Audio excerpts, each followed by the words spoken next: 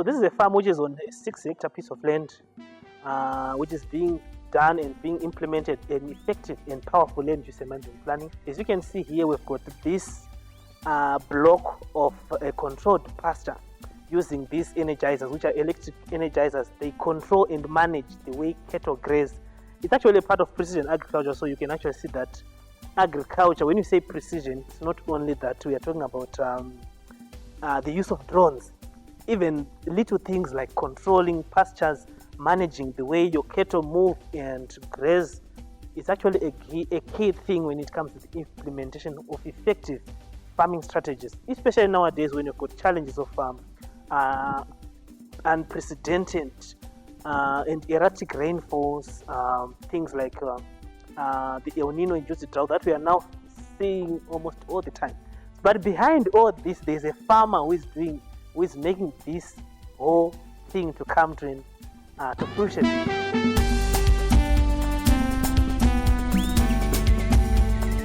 Hi everyone, I'm Patricia Moyo, a businesswoman, a director and co-founder of Nutrition for Africa.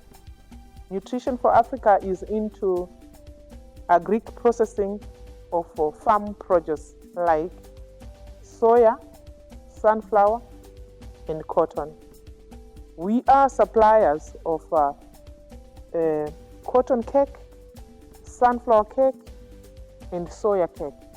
We supply these to farmers who are into poultry, piggery, dairy, and beef, among other livestock. I'm also a commercial farmer doing cattle fattening and beef production here in Dawenda.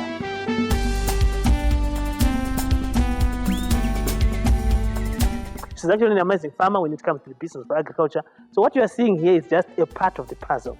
There's a bigger thing on this piece of land. Like you have heard, it's actually 6-hectare piece of land, but in terms of land use, she's actually hiring, she's actually having JVs with the community to provide things like pastures and other land to do growing of maize, which is being used for silage. I'm going to show you part of how the silage is being produced, but for this particular moment, I'm giving you an insight on what it means to effectively utilize land. So the beef that you are seeing here is part of a herd. There's a Boran breed, and there's a bit of a mixture of the Brahman and the Boran. You understand that there's a key reason why farmers have to invest into proper breeds, especially nowadays when we have got challenges of limited pastures. To ensure our commercial beef and cattle breeding is running smoothly, we had to employ land use management planning. That's why you are seeing here we have got controlled grazing, which we are using. This, you can see this is a small space where the animals are feeding, and we are using an energizer. We are also having pastures where we are going to do the silage to augment our feeding because we have got a limited land. So you see, farmers, when it comes to starting a farm, or whether you're a startup farmer or you're already into the business of agriculture, probably you are not seeing sufficient or decent returns on your investment. The problem might be on the strategies or how you are implementing your land, which is why we're talking about land use and management planning. So what you are seeing here, this wire that you are seeing, it has got electric, it's actually an electrified fence, this wire. So it helps the farmer to control the grazing, which is why this, you see that this side is actually almost overgrazed, but this side here is almost like fresh. The same applies to what you are seeing here, which is actually what you are seeing there, which is where there is the maize, which is going to be used for silage. So simple strategies like this, which is used to do things like rotational grazing, are actually very good in terms of the implementation of your land use planning. So this controlled grazing helps the farmer to make sure that you control the way your pastures are grazed. And this also helps in proper management of the pasture, so that the cattle does not move all the time freely from one part of the pastures to the other parts, but it gives a clear and a decent way to actually manage your pastures and give, of course, a better use of the pastures. The grazing potential is not completely destroyed. Even when you've got pastures like, or when you've got animals like sheep and goats, you can actually see in this whole paddock that we have here, they've got bushes and shrubs. Those ones are actually integrated for a reason. Some of the animals are browsers, whereas some are grazers. So it's very important for a farmer to have a properly run cattle business where you manage the pastures, because the pastures are what determines the viability or the value or how much money are you going to put in your cattle business. Because remember, we've got a situation where 70% of your cost of production, if you're into a livestock business, are mostly feed. So if you properly manage your feed, you are actually reducing the cost of the overall running of the enterprise. So which is why you see here, the pastures that you are seeing here are properly managed by using of this energizing fence. Like I said, technology is not about flying drones, robots, and all those fancy stuff. Even the little things like managing your pastures can actually go a long way in terms of management and implementation of your farm business.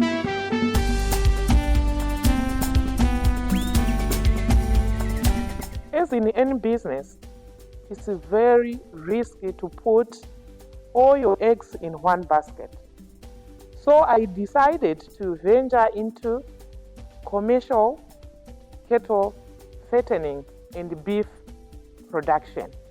So what you're seeing here is that we've got these cattle. As you can see, these cattle are actually selectively grazing and browsing on this shrub, which is also nutritionally healthy.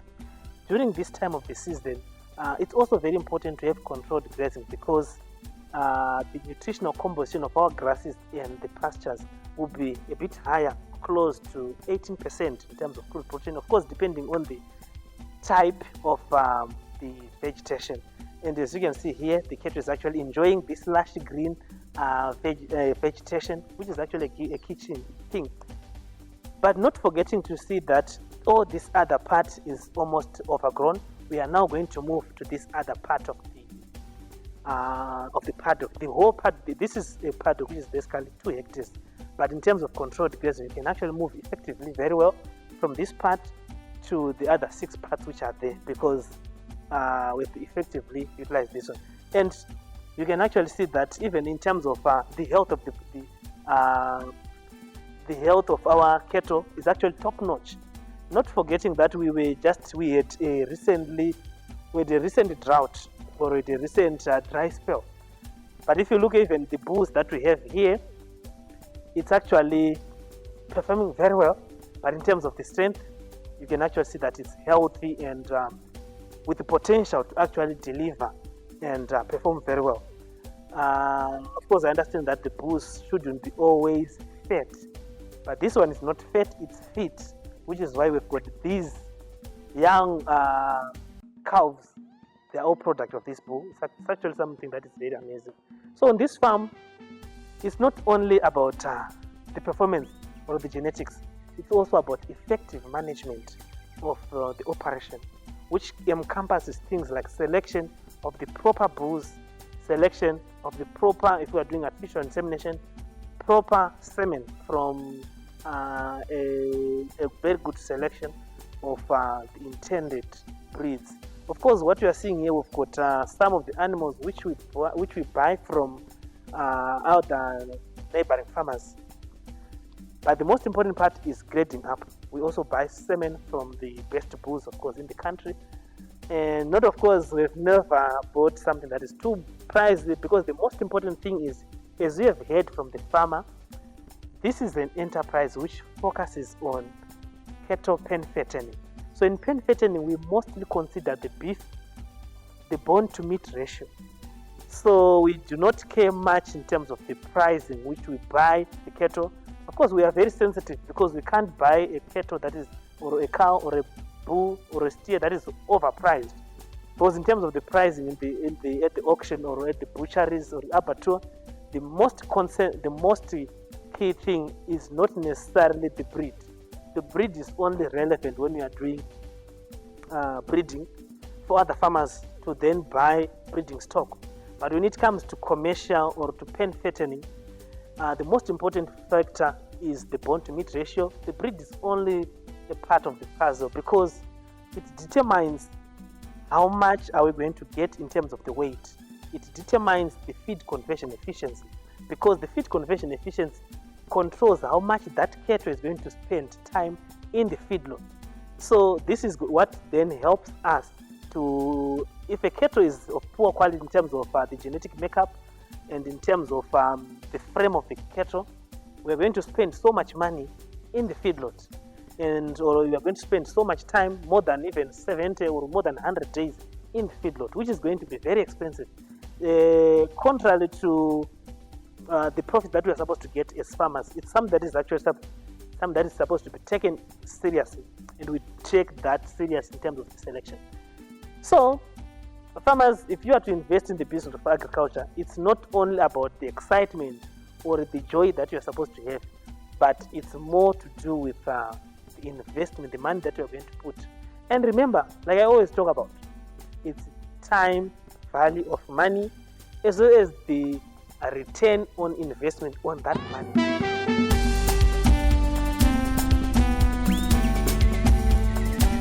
For us to achieve what we now have, we had to work with AfroStrain management, which does the land and use management planning.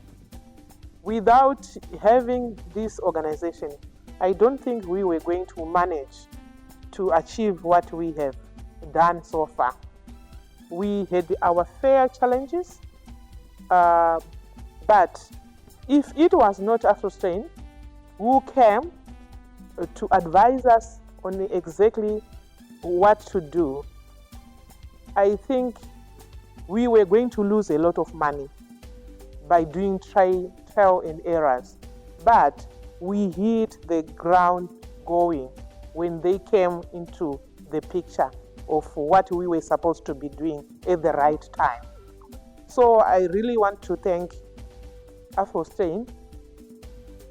They know what they are doing. I'm a proud woman following exactly what they told us to do.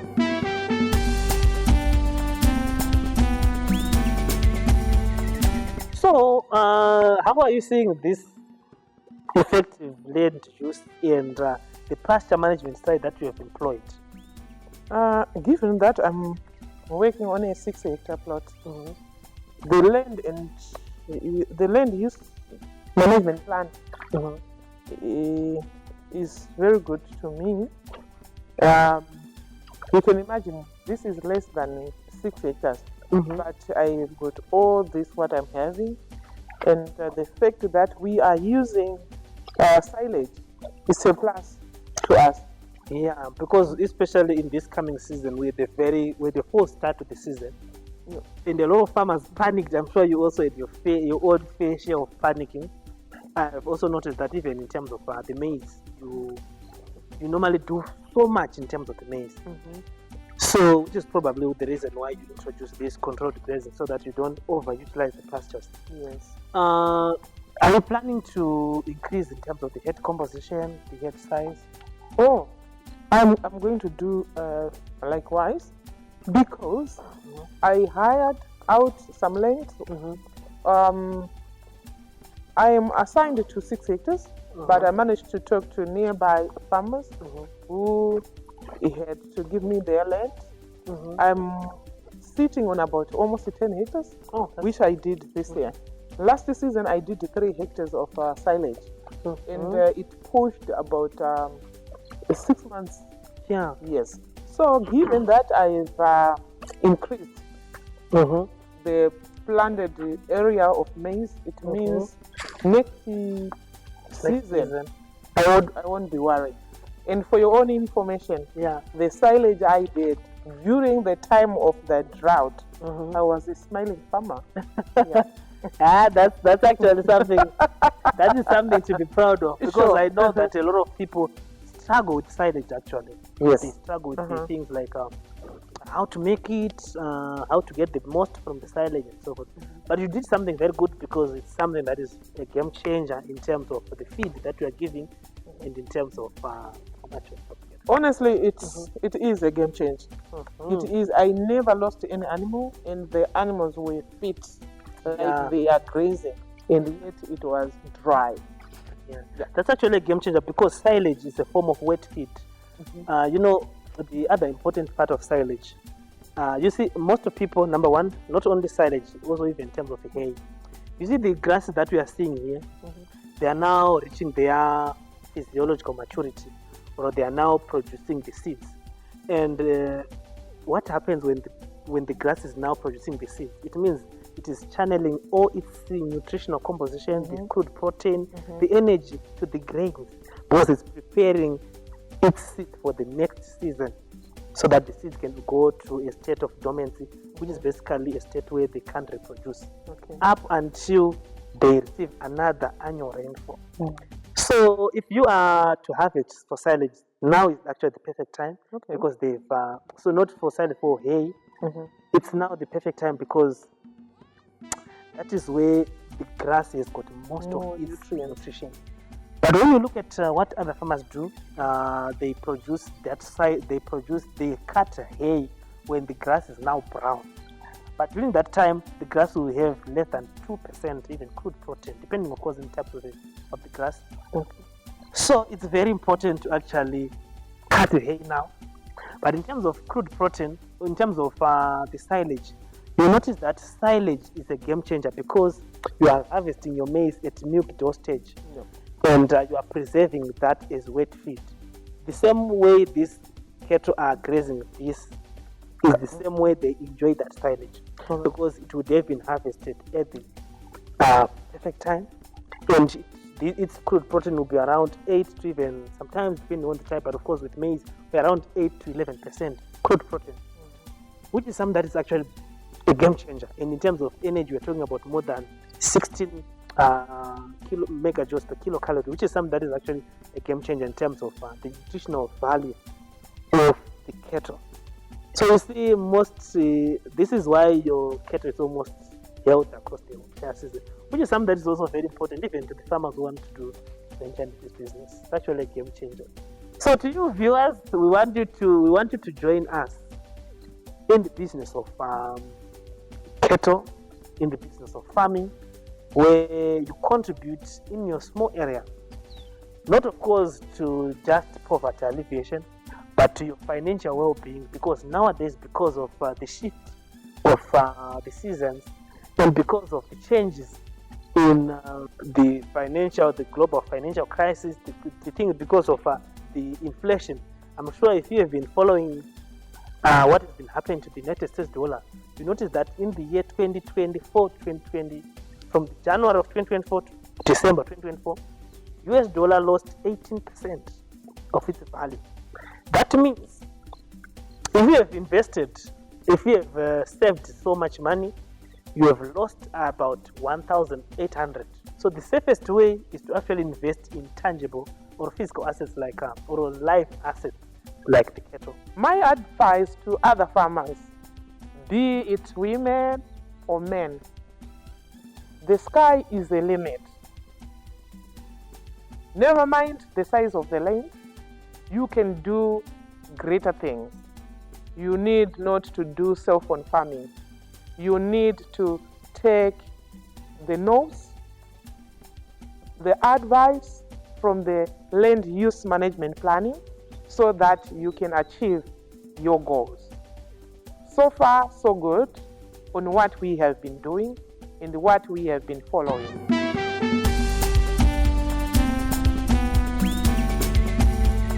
So farmers, you've seen how others have scaled up from the thought process to the implementation. This January is where majority of New Year resolution will be executed. Unfortunately, a lot of people just write their resolutions, put them on the notice board, and by the 20th or by the 1st of February, all dreams will be shattered with a lot of excuses. And I thought maybe I would have done this or this. So we've just shown you one example of the farmers that have taken it from the word to the action. So beyond just planning, beyond just execution, there is the result that has to be measured. So what you've seen here is just an example of what it means to plan and execute. Not only execution, but precisely and strategically.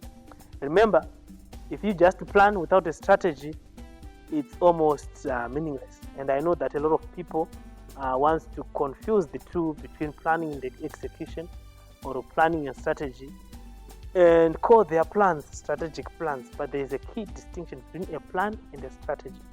So we want to work with you on the planning as well as on the strategizing, and more importantly on the execution. Thank you so much. I'll share with you this and much more success stories of farmers who are doing very well in terms of implementation of land use and management planning, specifically those farmers who are doing it from the passion and not just having vast tracts of land and doing almost nothing.